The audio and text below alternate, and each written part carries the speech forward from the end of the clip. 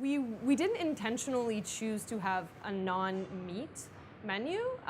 There was always the opportunity and like the space made for, at some point in time, introducing some form of meat into the menu. We do, of course, still have animal products. It's not an entirely vegan menu, but the choices that are available on our menu as a sort of phase one, as the first year of in-house food production, were very intentional, and but they're mainly to do with diversity, but also price point. We wanted to ensure that most of our menu items, actually virtually all of our menu items, are under $5.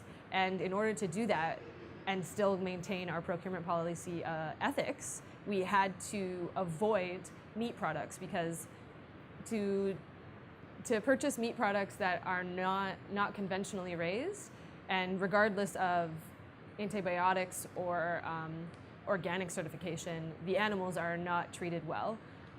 Even to find a supplier, a local supplier that was able to provide us with a consistent meat product, the price of it would be astronomical. And so we decided to build our base with non-meat based but still omnivorous items, until we have that capacity to balance out something meat-based, perhaps some form of chicken sandwich or something like that.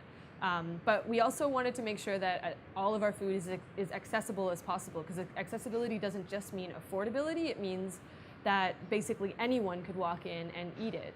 So there's a lot of dietary restrictions and concerns that have come up over the last 20 years for many people, and one of the main goals that I had while developing the menu with the food committee was to ensure that a product could be, some people wouldn't even have to think about it and they could eat it, and that same product could be eaten by someone that is constantly thinking about their dietary restrictions.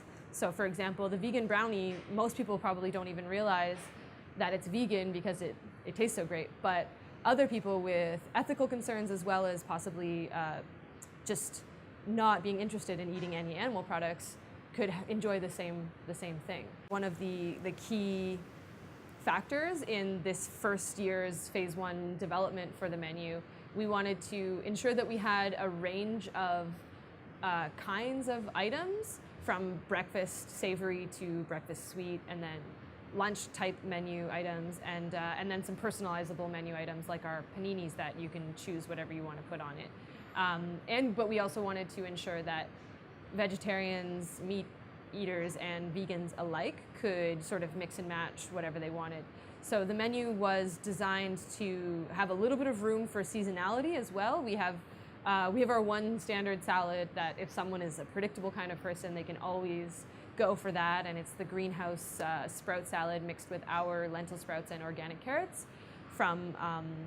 We got our carrots from Ferme des Arpents Roses, which is a small one-man farm just outside of the city.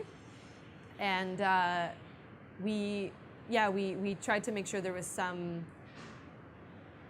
ability for the cooks to have some creativity week to week based on what was available seasonally. So the two seasonal salads and the soup of the moment are always vegetarian, but they have the opportunity to to play around with those and try to keep things in line with our local and seasonal menus.